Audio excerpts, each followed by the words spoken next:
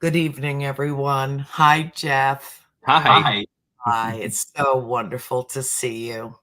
Even if we just miss a week, it feels like we've missed a year. It's the strangest thing. I guess we're just really attached, but yeah, it feels like we've been apart too long, and I think it's been 2 weeks. Um, so anyway, class is in session, as we all know. We are each the student as much as the teacher. And I think that applies to a great many of us.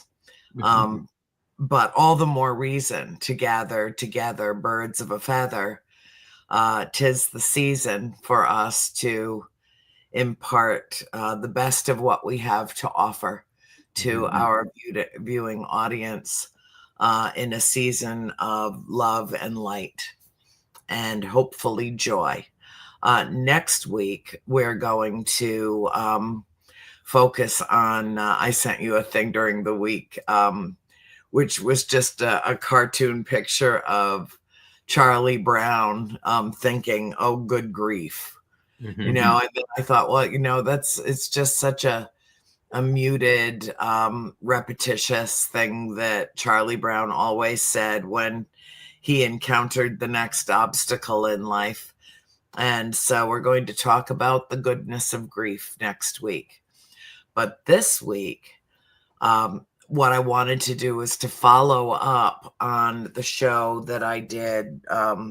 You lost your internet service just before we went on the air.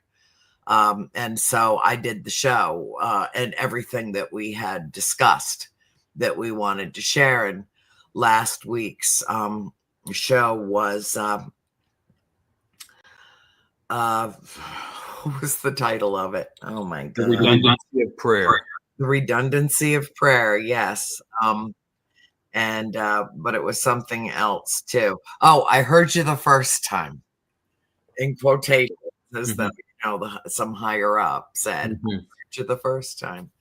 But then I spoke about the redundancy of prayer and for some of us, the necessity to drill something into our own soul.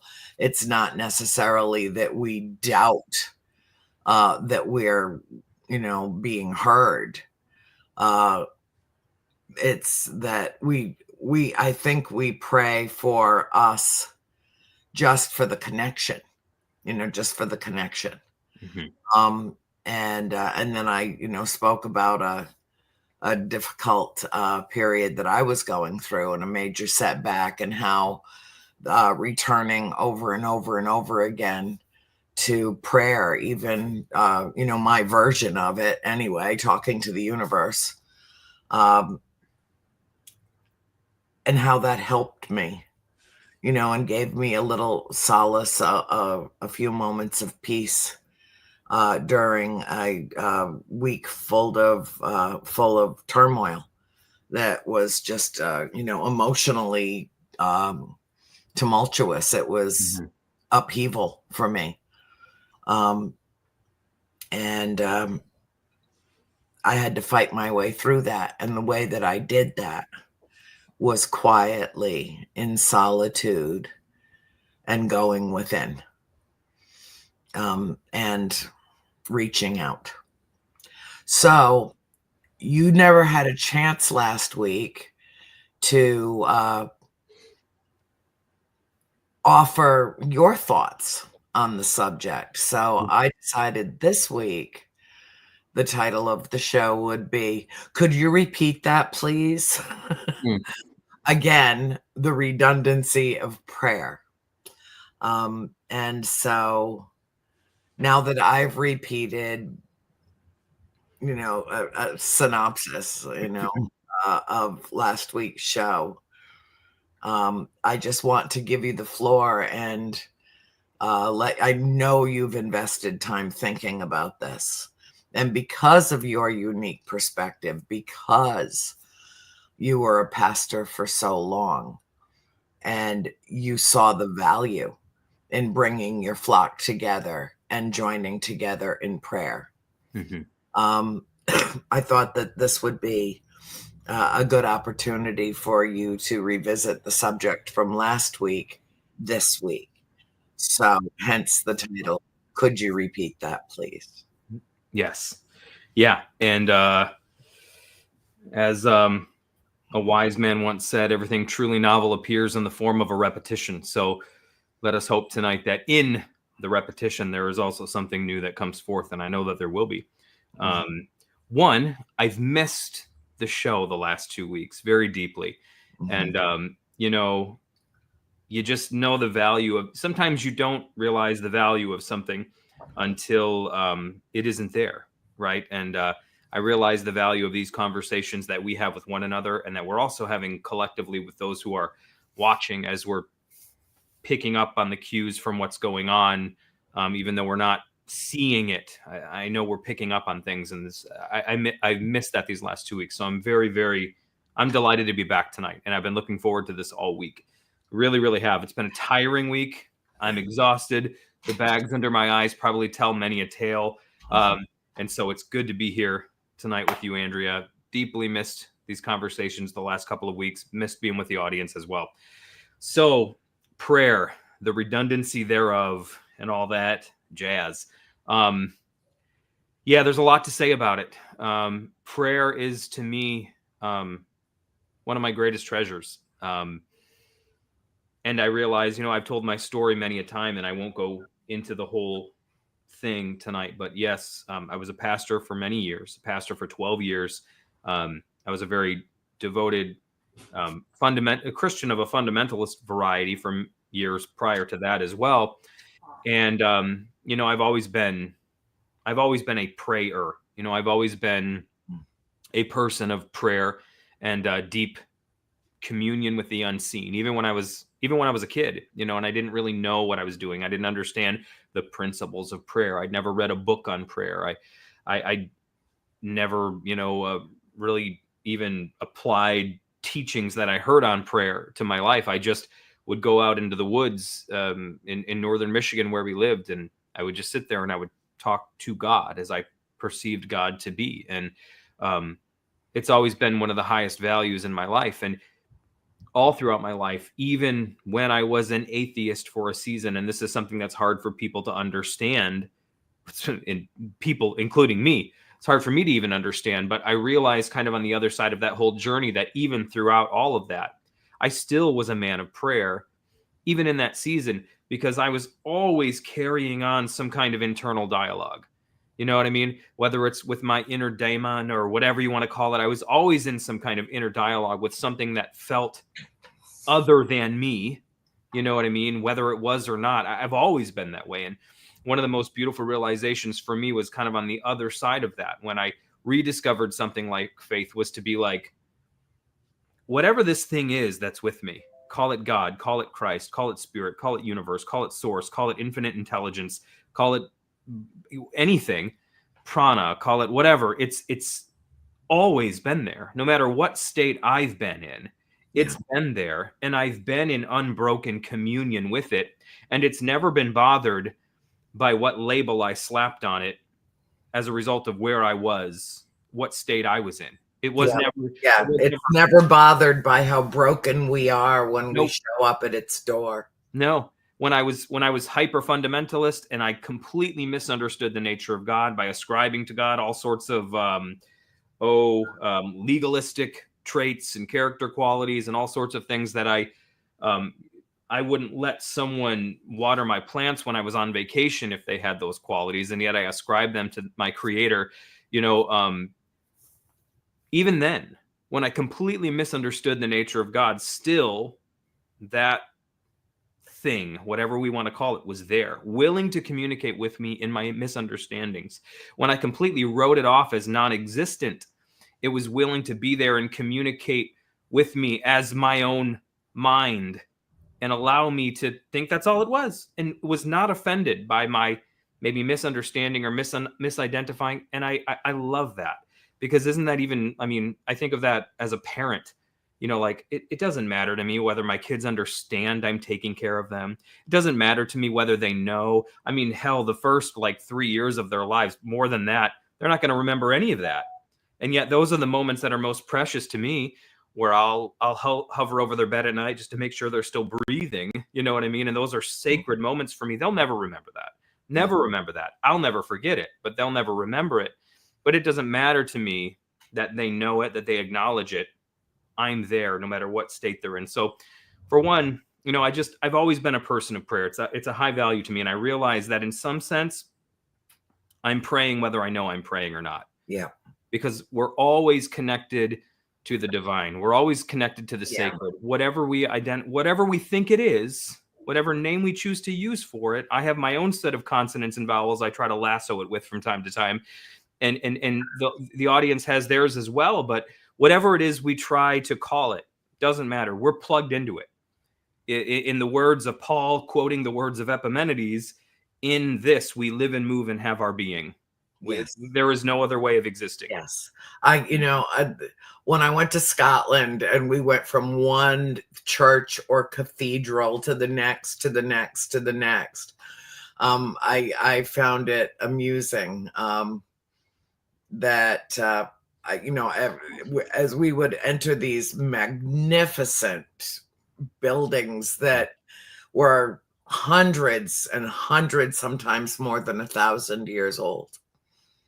And I think, I haven't stepped foot in a church in decades. I had to come to Scotland to go back into a church, but I live in church. Mm-hmm. I live in church, and that's not an excuse. Sure. To fail to get up on a Sunday morning and put something decent on and go to a building to worship with others. Yeah. I worship with everyone simultaneously, worldwide, whoever is connected, into that singularity, that one consciousness, that realization of oneness. It's in that moment, I think, that we realize that we are a living, breathing manifestation of whatever created us, that we are part of the creation. Mm-hmm. It's very empowering. Mm-hmm. And you don't, at least for me, I don't necessarily feel compelled to get up and go schmooze with people in a church. Mm-hmm. On Sunday mornings, I watch Sunday Morning on Mm-hmm. CBS, which for me is like going to church, because Mm-hmm. I'm feeding my divine mind with one story after another that touches me, that makes me laugh, that makes me cry, that educates me, that Mm-hmm. expands my consciousness Mm-hmm. for 90 minutes every Sunday morning. And for me, that's church. Yeah. Yeah. No, and I love, the illustration of heaven that's given in the last book in scripture, the Apocalypse for the Catholics, the Revelation for the Protestants. Yeah. But it says that John, the Revelator, says that in this place he saw no temple, for the Lamb, or Christ himself, was the temple. So there, in the ultimate reality, there is no place of worship. Everything is ensconced within the place of worship, right? Everything is that place. And I love that. And so, yeah, like I've always sort of lived like that, and I've had moments where, and I think this is how prayer works. I think sometimes we just settle into a mode of prayer where it's being, right? Where we're just in this mode of existing in a state of consciousness of the divine, in a state of consciousness of God. And I think that is one of the most, I think that's the ideal state, right? Where you live in the consciousness of the divine presence without a consciousness of sin or what's wrong with you or guilt or shame or separation, and you just exist, and you're it's not that you're dimly aware in the sense that you're not aware of it, but you're dimly aware of the presence of the divine, like in the same way that, like, I, as someone who's been married now 20 plus years, and a long car ride with my spouse, I don't always have to be talking. You know what I mean? Right. You can endure long periods of silence, but you're there, and you might be all thinking your own things, but you're there with each other, and that's what makes it a thing, right? And so I think prayer as like a lifestyle, that's sort of the ideal space where you're there, you're connected, there's no separation, but you're there in the sense that you're not needing to like feverishly engage in dialogue in order to prove to yourself that you're still connected. You know what I mean? Right, You just, you right, know, you are. exactly. You just said what I spent an hour Mm, trying to say last week mm, and could not quite come up with that sentence mm, or sentiment, but mm, that's exactly what I was shooting for, mm. and that's why I knew we needed to revisit it this week, so Yes. that you could say that. That's why we're a team, right? Right. But there does come a point, though, where you could exist, and this is important. This is important for me, and this is something that I've rediscovered as of late. There are those times, though, where you be where maybe you sit in silence too long, if that makes sense, and Mhm. you do forget the presence of the one whose presence you're in. Right? You're there, but you might sit in silence to the point where you forget you are present to someone else, and someone else is present to you. And that is, I think, why sometimes crises arrive in our lives, right? Mhm. Things happen. And I'm not saying they're like divinely orchestrated to make us do something. I don't know about all that. That's another discussion for another time, but things happen all the same. And these things jar us and jolt us and make us desperate to remember that we're not alone, right? And in that moment, we reach out and we cry out and we reach across the over the armrest and grab the arm of the one we love, and we're like, okay, I'm not alone. And sometimes that's why those crises emerge. But then the crises abate, and we're able to return to that posture of being without panicking and holding on to their shoulder and being like, you know, I'm assuring myself that everything's okay. Um, so there's an ebb and flow to prayer, I think. There's an ebb and flow to that relationship with the divine. And I think it goes something like that. I've used this illustration so many times. It might be old hat to some at this point, but to me, it just really, really works to illustrate how prayer functions in my life. And that is the festival of the Hindu god Ganesh, where in for about a week's time, Ganesh is the elephant-headed deity in Hinduism, and something means something like the remover of barriers or the remover of barriers. Um, so during his particular festival, everyone they build statues of this deity, parade them through the streets, and for about a week's time, it's a big party atmosphere where everyone is celebrating this particular deity. It's like he takes center stage, and it's all about this particular god. At the end of this festival, the statues of Ganesh that are made during this time period, that are venerated and paraded through the streets, and placed in homes and carried on people's shoulders and in celebration, Mhm. they're dumped into the ocean, right? And the intention is that they dissolve. They're supposed to be made of soluble material so that they dissolve into the ocean. Mhm. And the symbol is that for the next year, there's this sort of eruption of fervor and passion for this deity that takes place for about a week, where his presence is brought to the forefront of your mind. You remember your need for this particular deity. You remember the need to venerate. You remember the need for something outside of your life to enter into the equation sometimes in order to remove barriers. And you celebrate and you worship, and it's like center stage. And then it abates. And this thing that was once prominent in center stage sort of dissolves into the unconscious that is the ocean. And for the next year, it exists, but it exists like the spouse or the friend or whomever in the car with you that you're now on a road trip with in silence. You know they're there, but you're not feeling the need to talk nonstop to remind yourself that they're there. You know they're there, right? And so for the next year, it's that, and then again, it comes back to the festival time. You build the statues, you parade them through the streets, put it in the ocean, and it kind of, there's this ebb and flow to prayer. And I think that's how the divine functions in our lives, right?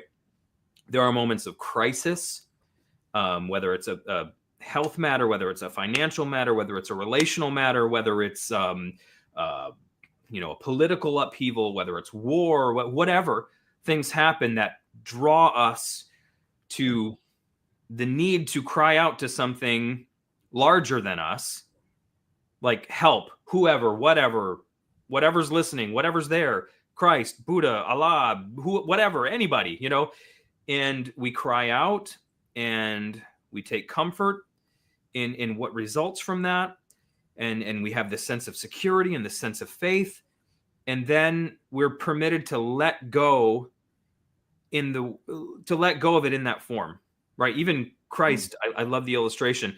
On the morning of his resurrection, one of the women who comes to the tomb to worship him grabs the hem of his garment, and he says, "Don't cling to me." And I love that illustration. It's like we want to cling to a form. He says, "Don't cling to me because I've not yet ascended to the Father." And the illustration there is that Jesus is saying, when I ascend to the Father, then he would send the Holy Spirit. So Christ wouldn't be a localized phenomenon, but Christ would be the experience of everybody in the Everywhere, omnipresent. Yes. Exactly. So don't cling to me in this form. Mhm. Let me go so I can dissolve into the ocean and be present everywhere to everyone and to everything. And don't worry, those moments will return where you need the solid, localized manifestation again, but then you always have to let it go. And so that's kind of the ebb and flow of prayer to me, is that, so that's one aspect of it. Well, I think it's a perfect metaphor, and I've used it many times myself, of the cleansing and the purification of water, and its ability to dilute, Hmm. even the biggest crises, once given over to the water. Yes. One of my favorite passages is "This too shall pass." Hmm.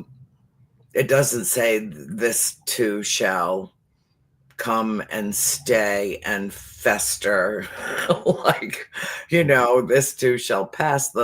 The fluidity, the constant flux of the universe Yes. is the only thing constant about it. Yeah.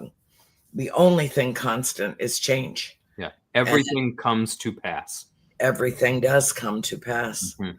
And in those moments where we feel the need to connect in a profound way, it doesn't mean that the sense of that connection was less significant 5 minutes ago. Mhm. But remember, several months ago, we did a show, the title of which was "To Whom It May Concern." Mhm. And we talked about, like, who exactly are we talking to? Yeah.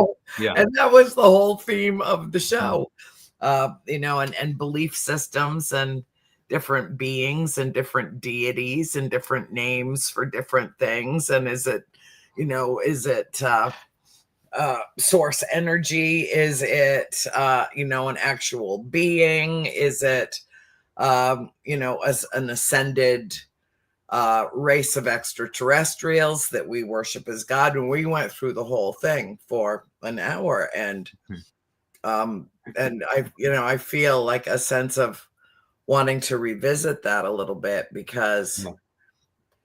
you can feel the presence of something but not know who or what that presence is. Mhm.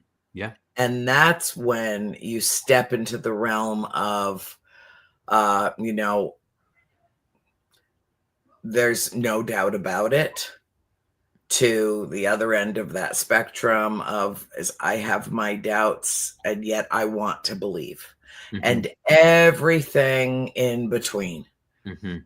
everything in between. And it goes back to, you know, how and in what way we were indoctrinated as children with religious beliefs Yeah.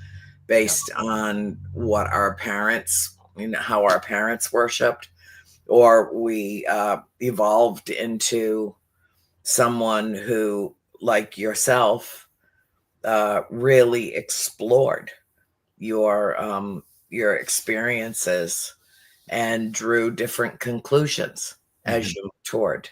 Mhm. Um, I always thought of myself as a a searching person. I think that's why I got a degree in philosophy, because you have to study all the world religions to get a degree in philosophy. Yeah. And I was looking for something, I was searching for something.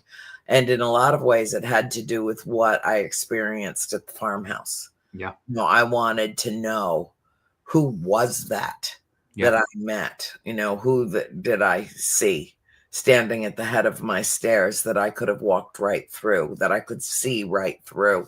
Right. Now, what does all of this mean? Do we live in simultaneous multiple dimensions? Mhm. If I can see them, can they see me? All the questions, the myriad questions that come with growing up in such an unusual environment. Mhm. And that's really what led me down that path. But I was always, a spiritual child. I prayed from a very young age, even though I was coming across concepts that I didn't necessarily understand, or once I did, I didn't necessarily agree with. Right. Um, and so, in my own personal spiritual evolution, I thought at the age of 66, 65, um, that I'd pretty much gotten to where I was going Mm. until I got a diagnosis that changed everything. Yeah. And now I feel in a strange way, so happy to have this challenge, so that any doubt that I had, anything that I harbored quietly within me, am I barking up the wrong tree here? Am I not getting this right? Am I not hearing this? I mean, what is all of this about? Mhm. And then I had an experience right here in this room, touching a statue of the Blessed Virgin Mary that I Mhm. had put up on the mantle board. Right. Something shot through my whole body, from the bottom of my jaw to the bottom of my belly, a heat Mm. that I should have been screaming. It Mm. felt like it had to have been 1,000 degrees, Yeah. a pressure like I had been put into a vacuum and everything had been sucked out of it. Mm. Just incredible pressure, and it didn't hurt at all, and I thought that I was having either a massive heart attack or I was having a stroke, Mm. and that I was dying. I Mhm. was standing right behind these 2 chairs, and my friend Susie and my sister Christine were sitting there watching TV, and they didn't even see what happened to me. Mm. But something happened to me. Yeah. Something, and I don't know if that statue was the conduit, Mhm. if it was just what it used to pass through into me, Yeah. if there was a direct connection with the entity I perceived to be the Blessed Virgin Mary, the Mother Mary, Mhm. if it was extraterrestrial. I've had another experience that was a healing experience years ago that also involved heat and pressure. Mhm. Um, and I wrote about it in my last book. And, so in that respect, it was similar. Mhm. All I know is that I didn't want to break the statue, so I let go. But what shot through my arm and through my body and out my other arm was already in movement through me, Mm. was already like in me. Yeah. So it didn't stop when I broke the connection with the actual object. Mhm. It didn't stop. Yeah. Um, and I can't tell you how many hours of my life since August 19th I have thought about uh, what a truly divine, a sacred moment, well, several moments that I had. It felt holy. It felt holy. Mhm. I felt changed. Yes. Like, I would never, ever be the same again. What just happened to me felt like a healing Hmm. that, I mean, look, how many people go through, I'm on round 4 of chemo. Yeah. I've still got all my hair. I've still not once touched the bottle of anti-nausea medication, haven't needed it. You know,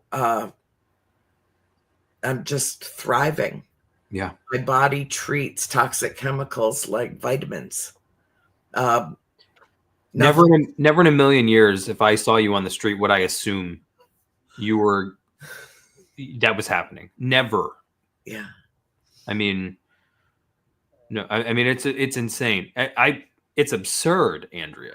Like I know. it's absurd.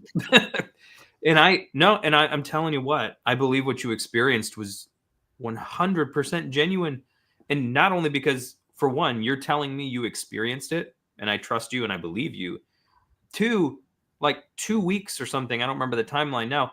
Before it happened to you, I was mowing my lawn and I was listening to an audiobook, and I felt spirit speak to me and say Andrea is going to begin to have experiences that look like her upbringing, and I knew that meant there would be a Catholic flair to them, you Mhm, know. And so you told me I have a story I have to tell you, and I mhm. was like, I have a feeling it's going to be that, because I didn't even share it with you yet. And I was like, it's wild. And one of the things I love about it is I think there's a sense in which it almost completes a loop. You know what I mean? It completes a loop, because I remember you telling me on Christmas Eve you always watch on I don't know if it's on EWTN or whatever the Catholic network is. Midnight Mass. You always watch the midnight mass, and NBC carries it every yeah, year. They and do. you've said how, like, regardless of the fact that you had a very negative experience with the church in your youth, and that your family went to them essentially for help, And we're or abandoned, and yeah, were abandoned precisely because you had a need that they're supposed to be able to fill. And yet there's something of the heart that there's something of home there that yeah, the heart longs for, and that manifestation, I mean, there's so many other conduits and points of contact that manifestation could have come to you through, and yet that's how God, whatever, chose to yeah, bring it to you, because I think even there too there's a sense of closing a loop. You know what I mean? There's a sense yeah. of even Kind of like leaving the Garden of Eden and then returning through the back gate. yep, exactly, because now you've gone through all the complexity Yeah. and you can see it afresh. And yeah, 100% the case. And Wasn't that clever that I remembered that and brought yeah, that because it it matches was. and it's, yeah. Yep. Okay. And it's like, see, that's but and I've had similar experiences too, like things that I left behind, things that drove me to atheism at one point in my life, Yeah. that now at a more mature, more spiritually and emotionally developed time in my life, I have returned to in recent years and months, just like some of the music, even from that time, and even some of the like. I mean, I listened the other night to 4 hours worth of sermons just out of sheer curiosity while cleaning my house and doing some like work here. I just put on sermons from the Bible college that I went to.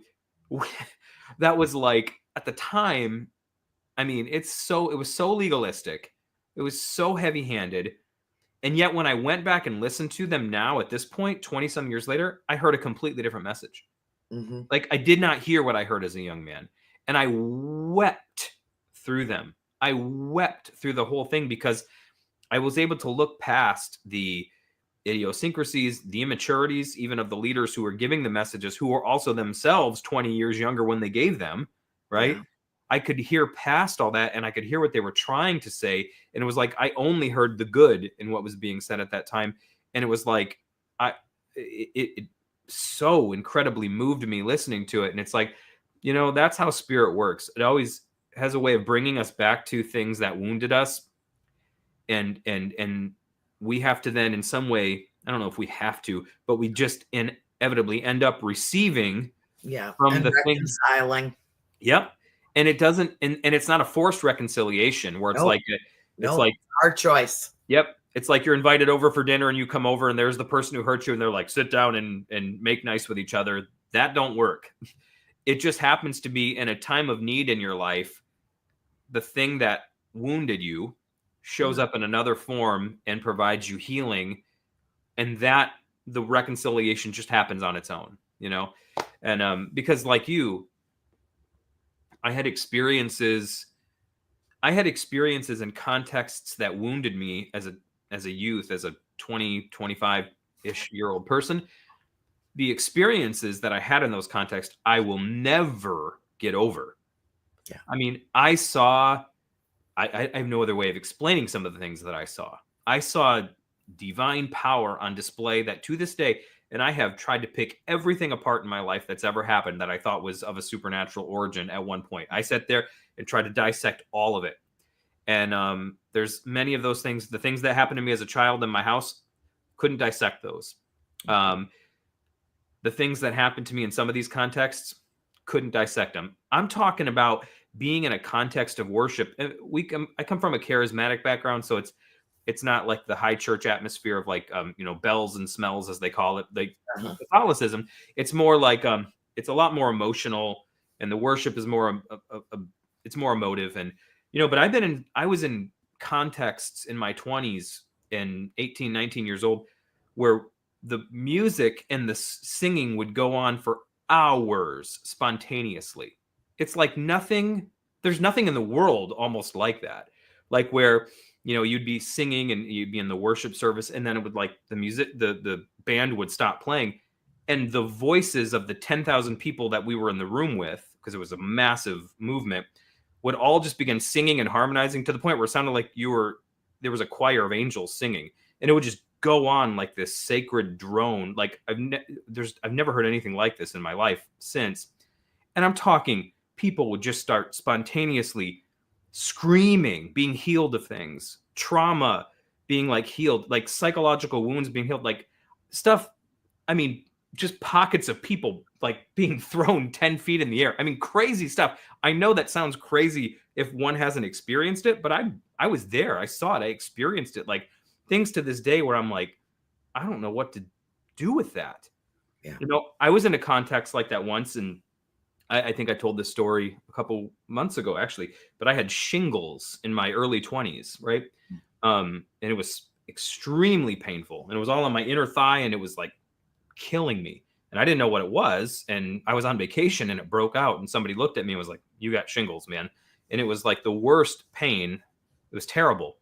And we went to a service that was happening at a place where people said there was stuff happening, basically. So we went to check it out, and there was 10, 15,000 people in this arena.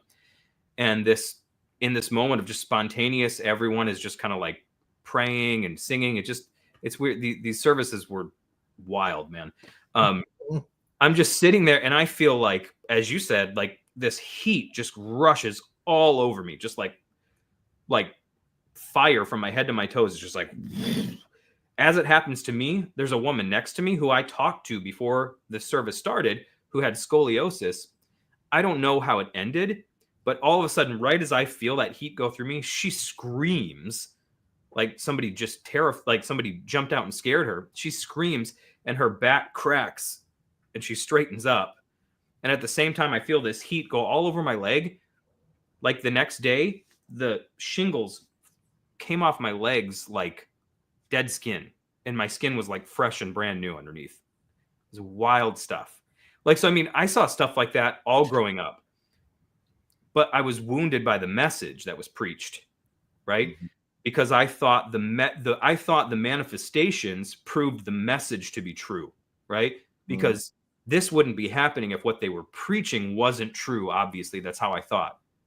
I Mhm. thought that these manifestations were backing up what was being said. And what was being said is, you're not worthy because you don't pray enough. You're not worthy because you're human and you have appetites and you don't live like a saint.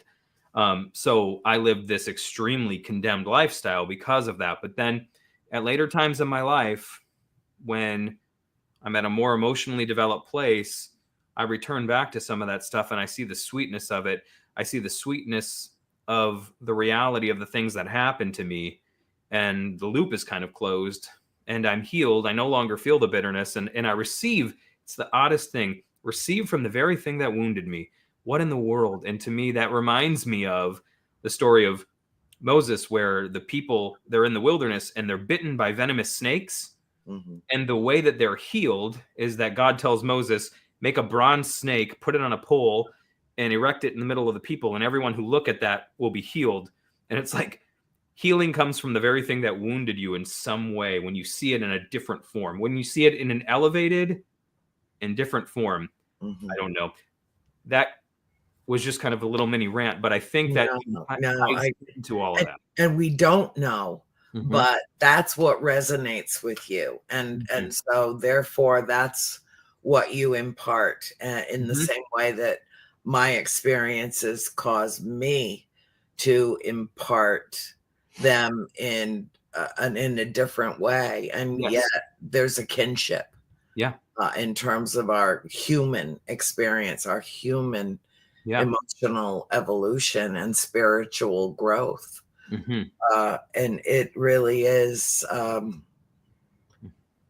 it's really a remarkable thing. I find myself, uh, I don't know if what I call prayer is means the same thing as other people. Sure. Um, Mine's really more of a conversation more than anything, Yeah. sometimes audible. Mhm. I'm more comfortable just speaking aloud. I feel like the messages that I get in return are have more clarity, if I'm not just in mind, but I actually use my voice to speak. Mhm. Sometimes just beg the question, whatever it is, but put it out there in that way. Mhm. Um, but I think it is human beings learn by repetition. Mhm. And we are very incredibly slow learners, Mhm. and we have to, and of course, the test comes first, then the lesson. Yeah. So this process that I'm going through that has deepened my faith Mhm. beyond anything that even I just didn't know it could be like this. I keep looking at my sister Christine, and she's like, "You're getting better." And I said, "There's no doubt about it. Yes. There's no doubt about it." Mhm. But that's not just a statement about my physical vessel and my personal health. Mhm. That's a statement of faith. Yes. I'll tell you what, I watched my mom. I was I was a freshman in high school, so I was, I think, 13 or 14. And I remember when she told me she was diagnosed with breast cancer. And we just moved to a new city. My dad took over pastoring a new church. Everything was new, and my mother, I mean, the most sacred pillar in my life, and she tells me this, in her very gentle, motherly way, breaks the news to me. And I'll never forget, I was in her room and I just like collapsed and my head just like landed on the pillow, and I just soaked the thing with tears. Like I just was like, no, but I watched my mother be transformed during that experience. Mhm, And someone came up to her at a church service and said, "Hey, I was praying and I felt to just tell you, you will not die." It was that simple. You will not die from this. And I really felt like I was supposed to tell you that. Hyper simple. That could have been wishful thinking, but this person told her that. And I remember she was at a very low point. The chemo was really, you know, doing her in. And she was like, "I don't think I'm going to make it." And dude, I'm telling you, I can count on like one finger the amount of times my parents have shown any kind of weakness in front of me. like they're gods in my mind. You know what I mean?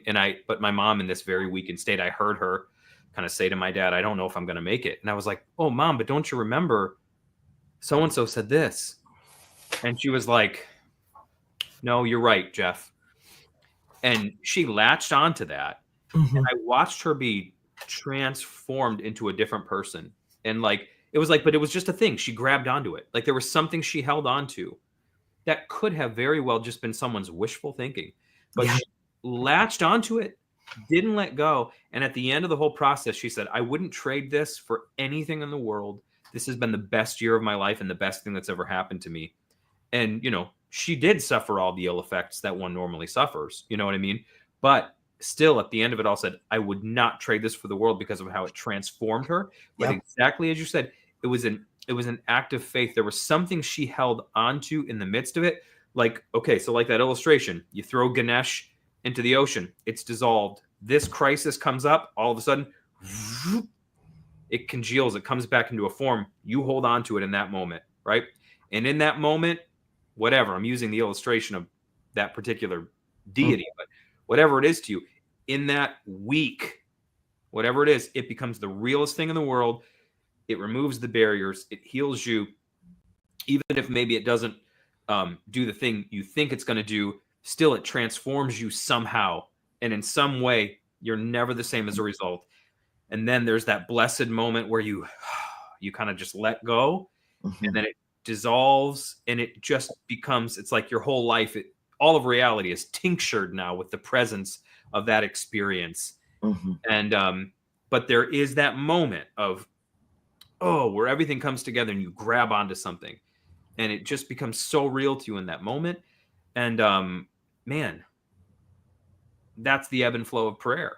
I think that's the It ebb is. and flow of the spiritual life. Those moments where it's all in your face, solid, real. You have to hold on to something, because if you don't hold on to something, you're flying off the merry-go-round of life.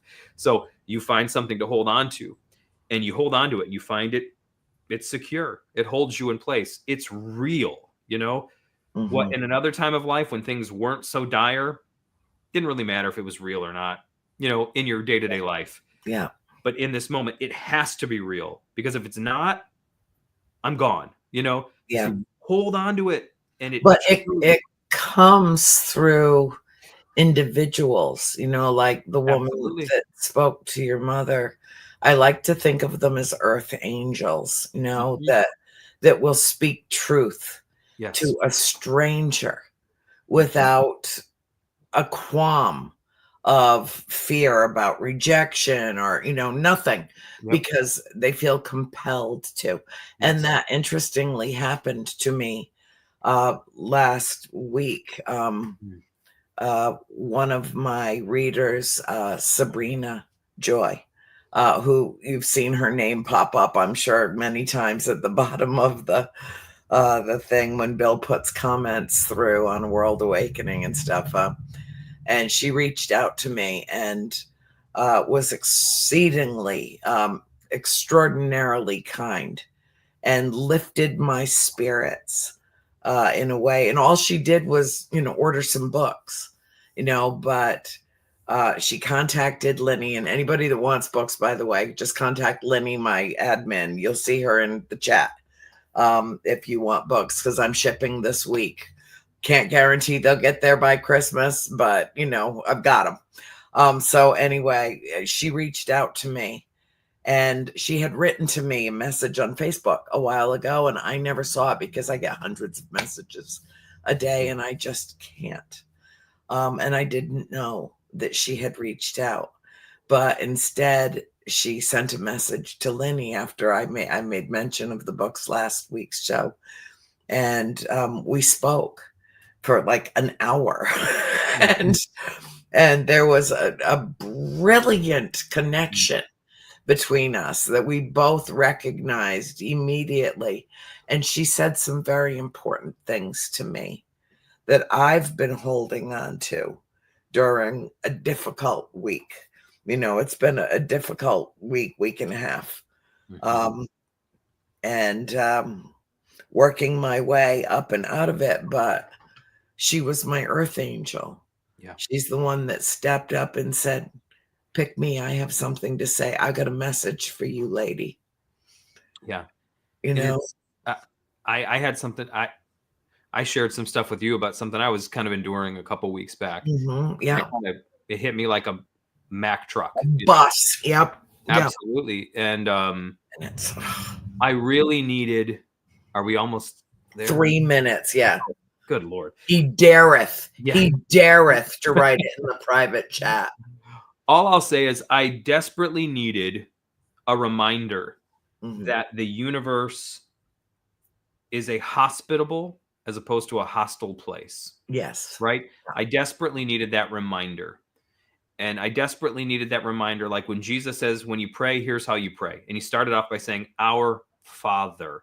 Here's the way you approach reality. Mhm. You're fathered by reality. Above and beyond everything else, Einstein said it, right? The Yeah. biggest question is the universe a hostile or hospitable place? Jesus answered it, I believe, when he said, Here's how you pray. When you approach and face reality, do it this way. Our Father. Reality, your creator, whatever you want to call it, is hospitable towards you, loves you, Mhm. wants your best. You approach it that way. And I desperately needed a reminder of that in Yeah. this moment. Desperately. Yeah. I cried out to reality, to God, like, you have to help me in this moment. And I went into the gas station and just got a Diet Mountain Dew and treating That myself. shit'll kill you, you know. I know. Yeah. Really. I mean, between the caffeine and fake sugar, man, I'm Yeah. telling you, you're gonna pickle It, yourself or, it would don't. it would have been something harder if I wasn't driving, but but Well, that's the thing is about, being you have an interesting perspective because not only do you have our Father, you have your Father, and Mhm. that intensely personal, loving relationship. And then you are a father Yes. Yeah. to, so you're looking at this from every conceivable point of view. Yeah. And it's all the same. Yeah. It's absolute love and devotion Yeah. and tenderness and Yeah. kindness and Yeah. support. Yeah. And so, Yeah. um, that in that respect, I think you've really kind of nailed this. Yeah. Well, I have needed yeah. female, Sure. Yeah. I needed something female to latch on to, not just because this is breast cancer that has spread. Absolutely. Yeah. It's way beyond the physical vessel. Yes. I needed goddess energy, Yeah. you know, and that's what I got, and Yeah. that's what I came back around to. Right. And Bill is going to throw us Okay. off the air Okay. because he's mean like that. He doesn't Good. understand the theory of relativity and Mhm. that time is an illusion. He'll You get it know, one day. Yeah. I know one of these days he will. No, he Uh, already gets it because time is relative. It just hasn't caught up yet. So yes, exactly, exactly, like yeah. Superman spinning backwards. Okay. Yes. Okay, that's very okay, that must be Lynn being me on the show, Mm. tonight. I don't know. Mm. But anyway, I love you dearly. I'm Yeah. gonna hop off and then hop on to A World Awakening. My guest tonight is Tony Rathman. And Nice. we're and Mm. so we're going for a whole nother hour. I'll call you over the weekend, sweetheart. I love you dearly. Love you as well. And love So, you guys all too. So and class is dismissed. Mwah.